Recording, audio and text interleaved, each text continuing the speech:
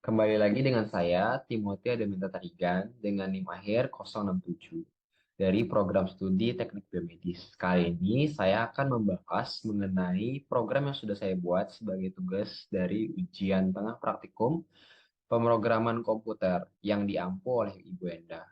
Nah, untuk soalnya sendiri, saya tugaskan untuk membuat sebuah program yang bisa menampilkan tabel berisi n bilangan sempurna pertama, di mana bilangan sempurna sendiri merupakan bilangan yang memiliki nilai yang sama dengan penjumlahan total faktor-faktor bilangan tersebut, tetapi tidak termasuk bilangan itu sendiri. Nah, contohnya itu bilangan 6. Bilangan 6 punya faktor 1, 2, 3, dan ketika faktor-faktor tersebut dijumlahkan, hasilnya akan sama dengan bilangan 6 itu sendiri. Sebelum saya menjelaskan kode program yang saya buat, saya terlebih dahulu akan menjelaskan flowchart. Nah, flowchart di sini berfungsi supaya lebih mudah untuk mengetahui kerangka berpikir dari program, kode program yang dibuat, dan ketika terjadi error lebih mudah untuk mengkoreksi dan menganalisis letak kesalahan yang terjadi. Nah, untuk programnya sendiri, secara umum kita akan menggunakan dua looping dan if. Untuk loopingnya menggunakan for. Nah, yang pertama, program dimulai. Setelah program dimulai, maka program akan membuat sebuah interface yang menyarankan user untuk memberikan input n. Input n ini yaitu input berupa banyak bilangan sempurna yang akan ditampilkan dalam tabel nanti. Nah, untuk variabel dari program ini sendiri yang akan digunakan itu ada I, J, K, dan N. N sendiri itu untuk tadi menampung input yang dimasukkan oleh user. Untuk I sendiri nantinya akan menjadi bilangan sempurna yang didapatkan. Untuk K sendiri itu akan menjadi membantu dalam mencari faktor-faktor dari bilangan sempurna itu sendiri, dan untuk C akan menjadi nomor tabel serta banyaknya percobaan yang dilakukan untuk menemukan bilangan sempurna itu. Nah, nanti juga ada bill itu sebagai tempat untuk menampung penjumlahan dari faktor-faktor bilangan sempurna yang didapatkan. Nah, untuk looping pertama bisa kita lihat di flowchart itu ada for dengan ketentuan ditentukan bahwa i-nya itu sama dengan 1, dan looping ini akan tetap dilakukan hingga nilai J itu kurang dari sama dengan N. Nah, ketika looping dilakukan, maka perintah yang akan diberikan adalah mendeklarasikan bahwa bilangan sama dengan 0. Setelah itu, kita akan masuk ke looping kedua, yang mana looping kedua ini akan memberikan sebuah syarat bahwa K itu sama dengan 1, dan looping akan selalu dilakukan hingga K bernilai kurang dari 1. Nah, ketika memenuhi syarat, maka yang akan dilakukan adalah perintah if. Nah, di mana di sini kita mencari sisa bagi antara variabel i dan k. Jadi ini akan mencari sisa bagi i, sisa bagi pembagian i terhadap k. Yang nantinya apabila hasilnya sama dengan 0, maka program ini akan berjalan ke true. Ketika true, maka program akan memproses perhitungan lanjutan, yaitu menghitung bilangan sama dengan bilangan plus K. Nah, inilah yang nantinya digunakan untuk menampung penjumlah-penjumlah faktor yang didapatkan dari sebuah bilangan sempurna. Nah, ketika if-nya tidak sama dengan if if sisa baginya tidak sama dengan 0, maka kondisinya salah dan nilai K akan bertambah. Jadi K plus 1. Nilai K akan ditambah dan perintah akan naik lagi, program akan naik lagi untuk mengecek ke looping yang kedua. Apabila looping yang saat untuk looping yang kedua ini sudah tidak memenuhi syarat, maka perintah dari program akan langsung dilanjutkan ke if yang kedua. Nah, untuk yang if yang kedua ini akan menjadi true apabila bilangannya bernilai sama dengan I. Nah, ketika proses yang dilakukan true, maka program akan menampilkan atau mencetak sebuah tabel bilangan sempurna yang mana variabel J akan menjadi sebuah nomor tabel dan variabel I akan menjadi bilangan sempurnanya. Nah, ketika sudah kita lakukan hal tersebut, maka selain menampilkan ini, ketika kondisinya true, maka program akan juga menjalankan perintah J++ atau J+1. Jadi nilai J akan bertambah satu di sini. Nah, apabila setelah dari sini, maka akan kembali ke perintah I++. Nah, di sebaliknya, ketika dari if build sama dengan ini pernyataan yang didapat salah, maka perintah akan langsung diteruskan untuk menambahkan nilai I plus satunya. Jadi I plus plusnya lalu dilanjutkan dengan looping lagi ke looping pertama. Ketika memang syarat looping sudah tidak memenuhi atau nilai J sudah tidak memenuhi lagi J kurang dari sama dengan N, maka program akan langsung selesai.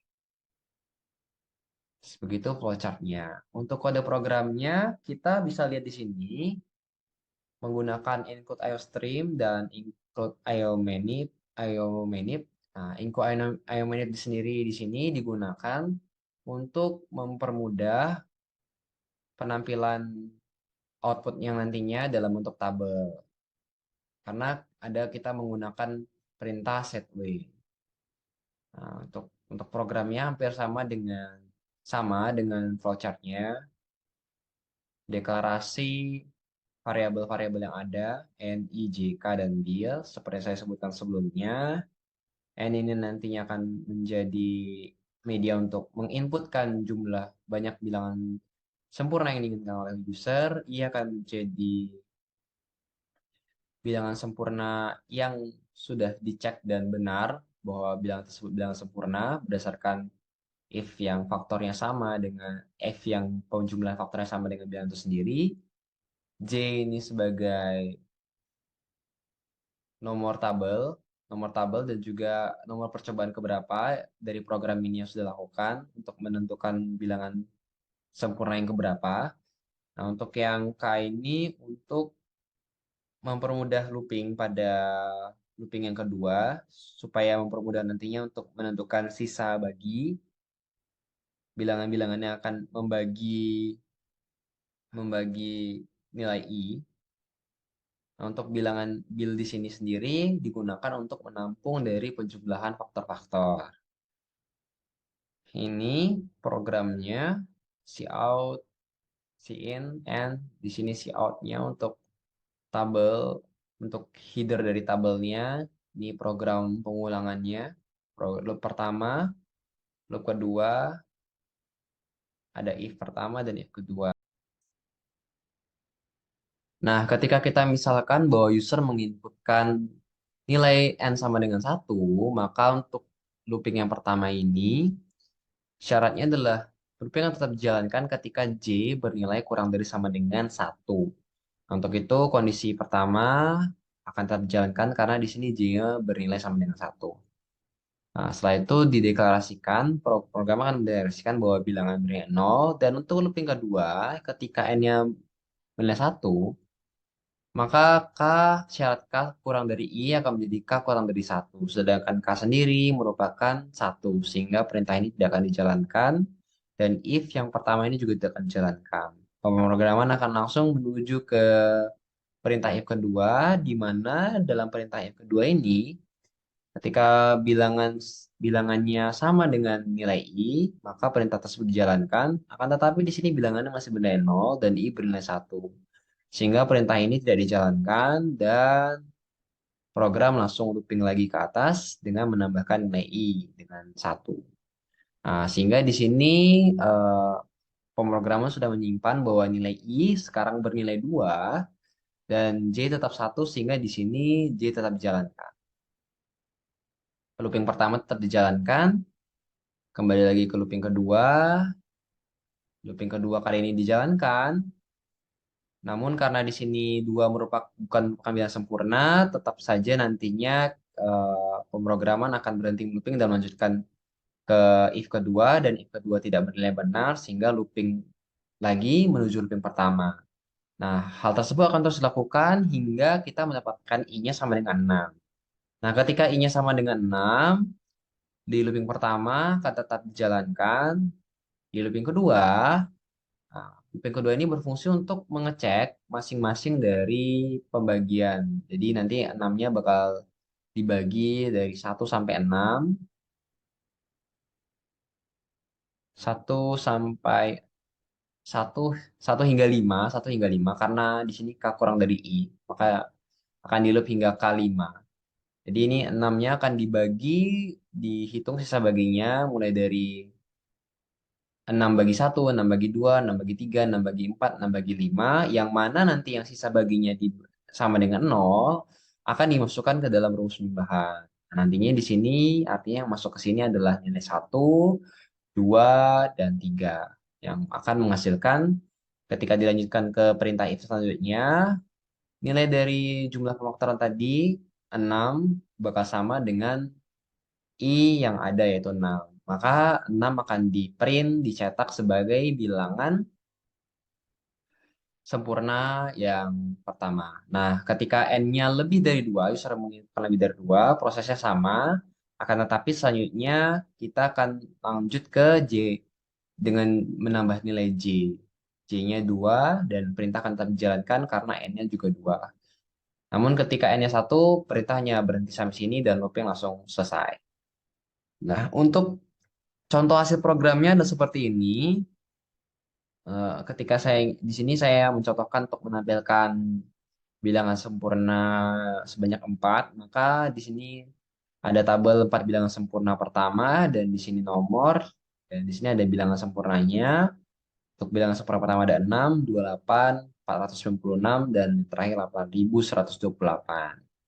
Sebenarnya saya juga sudah mencoba cek lebih dari 4, namun untuk sekarang pemrogramannya hanya bisa handle atau mengatasi pengulangan hingga yang keempat. Karena ketika pengulangan untuk menampilkan 5 bilangan sempurna, jumlah bilangan sempurna yang perlu dihitung atau dicek oleh program akan menjadi sangat banyak dan set data yang kita gunakan saat ini tidak cukup untuk melakukan looping yang sebanyak itu. Nah, mungkin sekian saja video pembahasan dari tugas ujian tengah praktikum pemrograman komputer. Mohon maaf apabila ada salah kata. Terima kasih.